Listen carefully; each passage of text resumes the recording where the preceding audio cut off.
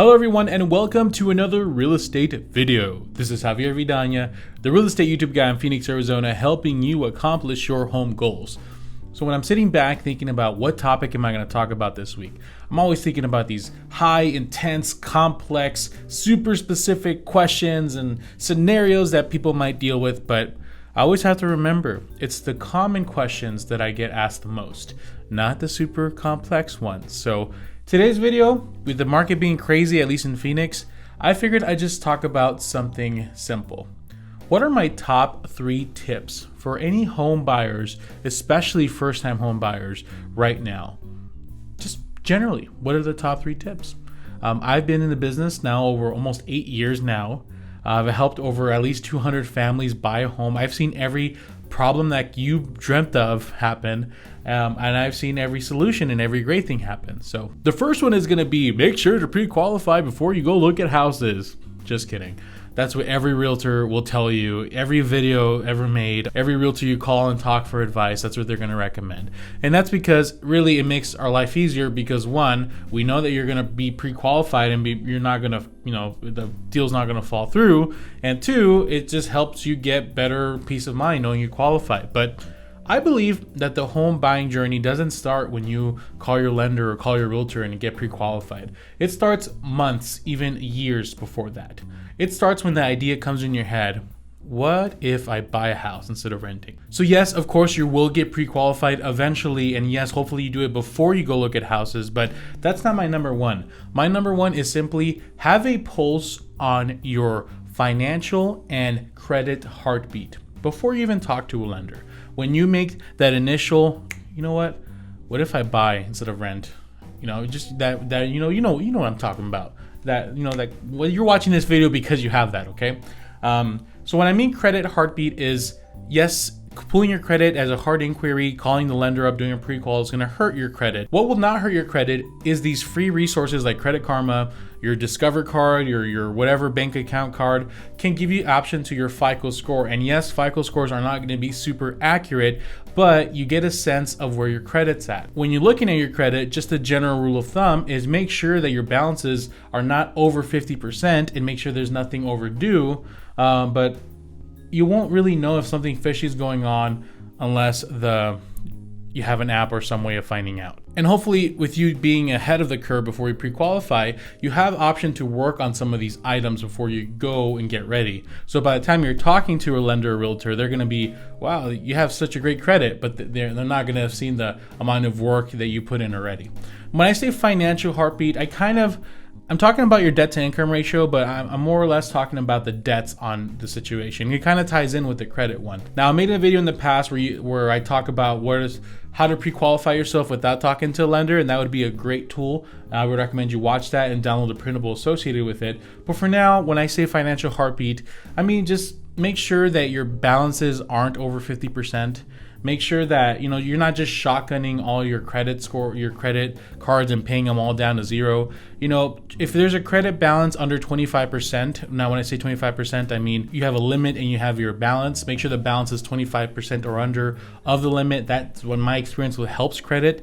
If it's over 50%, then at that point it's like an anchor. You're trying to swim and there's an anchor holding you back.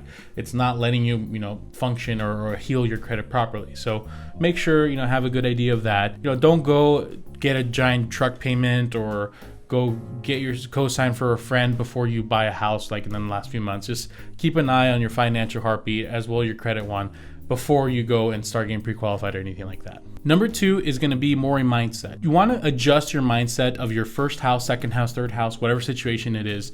Don't think of it as like the ultimate, I would say, casket. Think of it as an investment. And yes, that rhymes. And no, I didn't plan it, but I'm going with it.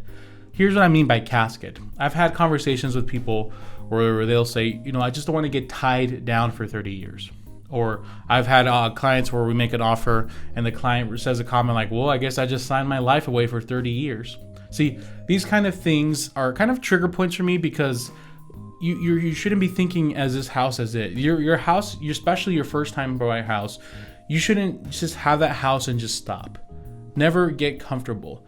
You want to keep pushing and pushing, have an idea of where you want to be eventually for you and your family, and have that house, or you don't have to wait till you are able to qualify for that dream house.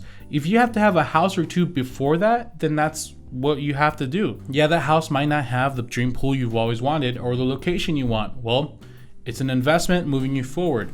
2-3 years from now, you sell it, you get some equity out of it, and you see if you can go buy that house with the dream pool. If not, do that again until you get to the point of your dream house. As opposed to renting for 4 years.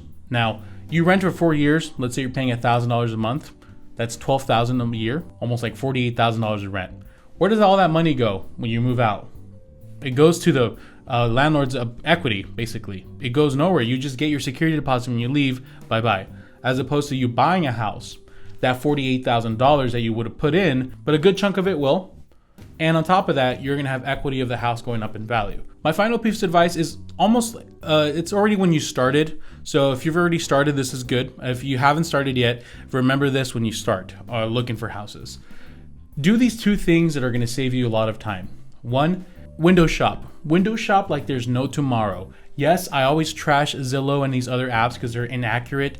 Who cares? Before you go out and start looking for houses, window shop the life away. Now, be careful when you're requesting appointments or requesting more information, because Zillow and the realtor partners that they have are going to hound you until you buy and push you and do all these kind of things. But use these apps to just get an idea of what you like, what neighborhoods you like, what price points you kind of like. Trust me, this saves so much time. When you're out and looking, you're physically starting to look at houses, you're going to have a much sharper eye when looking at certain things, and you're all going to have a better idea of what you want. So when it comes time to finding that right house, you're not going to have a lot of those walls that a lot of people get when they find the house they like. They just kind of freeze and they don't know what to do, or they don't make the right offer and they lose it. You're not going to deal with these issues because you've already spent amount of hours that you're going to have so much more hours of experience looking at pictures than someone who barely looked at anything. So window shop, window shop, window shop. Once you're ready, once you're qualified and you're working with a realtor, stop doing that. Only focus on the MLS because that's what's going to be accurate. And the second thing you could do to save a lot of time is this.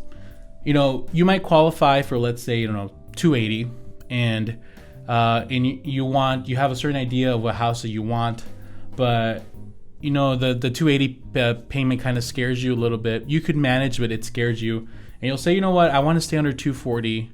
And I'll get a house. I'll settle. That's fine. I'll get a cheaper payment and I'll settle. I've seen this happen a lot. And you know what happens? Can you guess? Almost every time. The client goes out and looks. We spend time, 2 weeks, 4 weeks, looking for houses, out and about. And eventually they go, you know what? Let's raise the price. Let's not go to 280, but let's go to 260. Once you've created your search initially, do yourself a favor and push it now. It's terrifying. It's scary. It's not what you want to do. And no, I'm not telling you this so the realtor makes more money. We make a little bit more money, just a little tiny, because it's a percentage of the house. But I'm doing this because it's going to save you time and energy. Because guess what? When you're looking under 240, you're going to get curious. What happens if I go 250? What happens if I go to 260? Every $10,000 is about $50. Another $100 on your payment isn't going to make or break you. Push. So in other words, once again, once you've created your initial search, and it's probably going to be very conservative, push it just a little more. Now, obviously, if you only qualify for a certain price, don't push that more than what you qualify for.